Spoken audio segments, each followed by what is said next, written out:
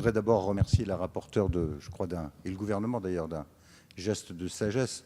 Je voudrais quand même dire à nos collègues qui ont déposé ces amendements, je remercie aussi M. Pupponi du courage qu'il a exprimé par sa position, mais je voudrais dire aux collègues qui ont déposé ces amendements qu'il y a eu 808 attentats antisémites en France l'an dernier, 808, une augmentation de près de 100% en 10 ans. Il y a 10 000 de nos compatriotes juifs qui désormais partent en Israël chaque année. C'est une catastrophe pour notre pays et pour ce que ça veut dire des relations entre les communautés de notre pays. Moi, je trouve ces chiffres tristes, regrettables et indicatifs d'une vraie crise à l'intérieur de notre société.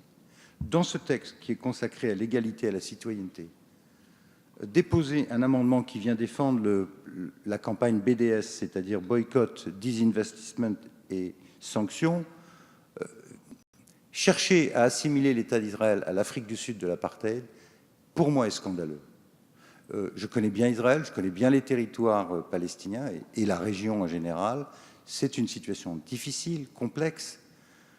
Ce genre de position est le contraire de ce qu'il faut faire pour aider à la solution dans la région, premièrement. Deuxièmement, il est de nature, dans notre pays, à faire l'exact inverse de l'égalité et de la citoyenneté, c'est-à-dire de stimuler des réflexes de nature anti-juive dans certaines parties de la population, ce que je regretterais. Car moi aussi, comme M. Pupponi, j'ai été consterné d'entendre « mort aux Juifs » dans les rues de Paris à l'occasion des manifestations qui célébraient l'intifada. Donc, ne mettez pas, je vous en conjure, de l'huile sur le feu en vous prêtant à ce genre de campagne. Ça n'est pas digne d'un parti de gouvernement. C'est digne de gens qui sont sous extrême, mais pas d'un parti de gouvernement.